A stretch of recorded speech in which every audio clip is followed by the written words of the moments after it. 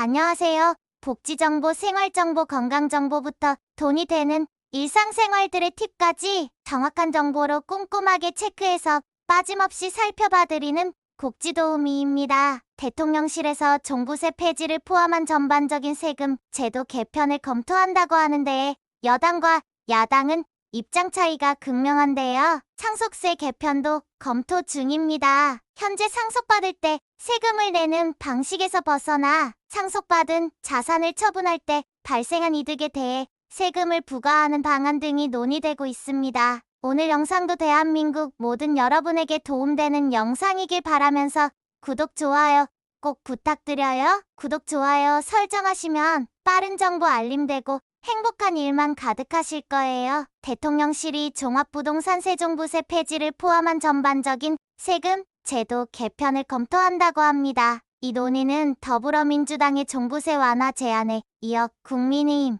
대통령실까지 확산되면서 본격화되고 있습니다. 도입 당시 부동산 가격 안정을 목표로 했지만 실제로는 가격 안정에 기여하지 못하고 납세 대상만 급증했습니다. 특히 최근 부동산 가격 급등으로 인해 종부세를 부담하는 인원이 크게 늘어나며 논란이 지속되었습니다. 대통령실에서는 종부세가 중산층에 과도한 부담을 주며 이중과세의 요소를 가지고 있다고 판단하고 있는데요. 윤석열 대통령이 대선 공약으로 종부세를 재산세와 통합하겠다고 약속했던 것이기도 하고 대통령실은 이를 이행하기 위해 종부세 폐지를 추진하고 있는데요. 종부세 개편 논의는 21대 국회가 종료되고 22대 국회 개원 이후 뜨거운 이슈로 떠오르고 있습니다. 만약 종부세 폐지로 합의가 되면 2005년 노무현 정부에서 처음 신설된 종합부동산세는 19년 만에 사라집니다. 먼저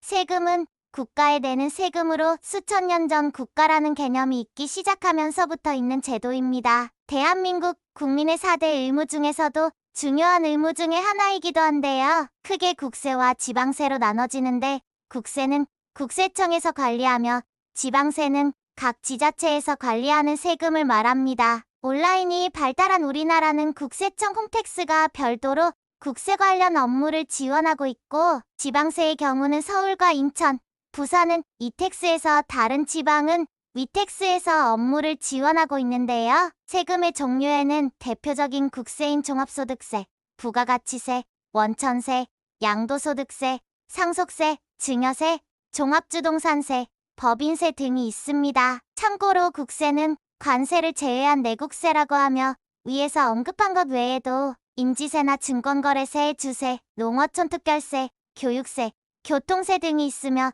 직접세와 간접세로 다시 분류되기도 하는데요. 최근 윤 대통령이 추진 중인 세금 제도의 큰 축은 종부세와 상속세, 그리고 증여세입니다. 종합부동산세 종부세는 양도세 못지않게 상당한 주목을 받은 세목입니다. 흔히 말하는 부동산 보유세 중 하나이며 부자세라고도 하는데요. 부동산을 많이 가지고 있으면 내는 세금이기 때문에 부자세라고 하는데 실제로 종부세를 내는 인구는 집값이 폭등하기 전까지만 해도 그렇게 많지 않았습니다. 주택 및 종합합산토지, 별도합산토지 등 상가인지 주택인지, 건축물의 부속토지인지, 나대지인지 등에 따라서 별도의 기준에 의해서 부과되는 세금입니다. 상속세는 세금 종류 중에서 가장 세율이 높은 것 중 하나가 불로소득에 대한 것입니다. 같은 이유로 상속세와 증여세 모두 세율이 높은 세목 중 하나인데요. 사망에 따라서 무상으로 재산을 물려받으면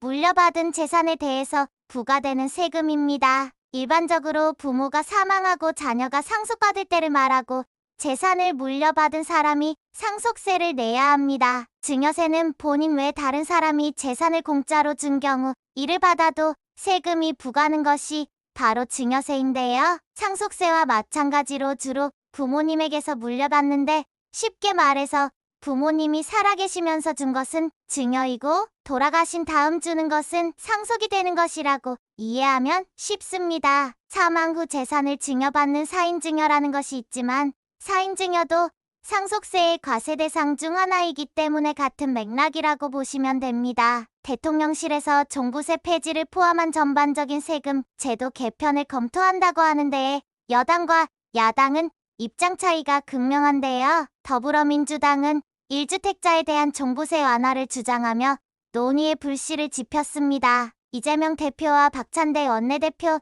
등은 실거주자에 대한 종부세 완화 필요성을 공감하며 내부적으로 논의의 필요성을 인정하고 있습니다. 반면 대통령실과 국민의힘은 종부세 완화보다는 폐지에 무게를 두고 있으며 이는 중산층의 경제적 부담을 줄이기 위한 방안으로 제시되고 있습니다. 상속세 개편도 검토 중인데요. 현재 상속받을 때 세금을 내는 방식에서 벗어나 상속받은 자산을 처분할 때 발생한 이득에 대해 세금을 부과하는 방안 등이 논의되고 있습니다. 부모에게서 자식으로 이전되는 자산 이전의 부담을 줄이고 자산을 실질적으로 활용할 때 과세하는 방향으로 전환하려는 시도인데요. 우리나라는 OECD 국가와 비교해 상속세율이 최고 50%로 높고 자녀에게 재산을 상속증여할 때 적용되는 기본 공제 금액도 장시간 동결돼 부담이 크다는 지적이 계속되었습니다. 이번 종부세 폐지 논의와 상속세 증여세 완화 검토는 중산층 가계의 경제적 부담을 줄이기 위한 시도로 보일 수 있지만 국가 시스템에서 바라보면